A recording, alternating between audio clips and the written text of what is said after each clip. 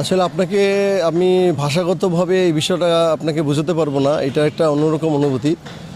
দেশনায়ক জনাব তারেক রহমান, মাননীয় প্রধানমন্ত্রী বাংলাদেশ সরকারের, উনি একাধারে বিএনপির এখন বর্তমানে প্রেসিডেন্ট হিসেবে দায়িত্ব পালন করছেন। সেক্ষেত্রে উনি এর আগে আপনারা দেখেছেন নির্বাচনের প্রচারণার সময় উনি এই বেলস পার্কে একটা জনসভায় উনি অংশগ্রহণ করেছিলেন।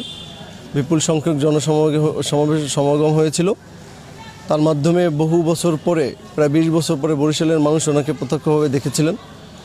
এখন যেটা হচ্ছে, সরকার গঠনের প্রায় 5 মাস চলতেছে, সেখানে বাংলাদেশের প্রধানমন্ত্রী জনাব তারেক রহমান বরিশালে আসবেন, এটা আমাদের আবেগ অনুভূতি। হচ্ছে জনাব তারেক রহমান মাননীয় প্রধানমন্ত্রী বাংলাদেশ সরকারের, উনি একাধারে বিএনপির সভাপতি হিসেবে দায়িত্ব পালন করছেন, যেহেতু চেয়ারম্যান হিসেবে।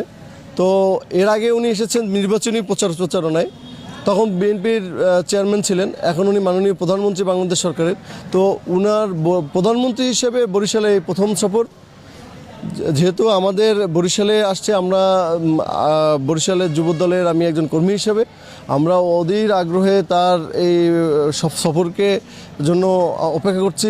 আমরা অনেক আনন্দিত এবং উচ্ছ্বসিত যে তিনি বরিশালে আসবেন, বরিশালের মানুষের কথা বলবেন, বরিশালের মাটি ও মানুষের জন্য উনি অনেক ডেভেলপমেন্ট করে যাবেন, অনেক উন্নয়নের প্রতিশ্রুতি দিয়ে যাবেন।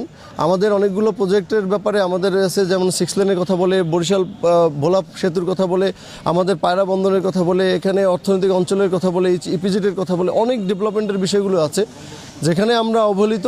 সেই বিষয়গুলো উনি অনেক আমাদের এই জায়গাগুলো থেকে উনি আমাদেরকে প্রতিশ্রুতি দেবেন, এইগুলো ডেভেলপমেন্টের কাজ করবেন।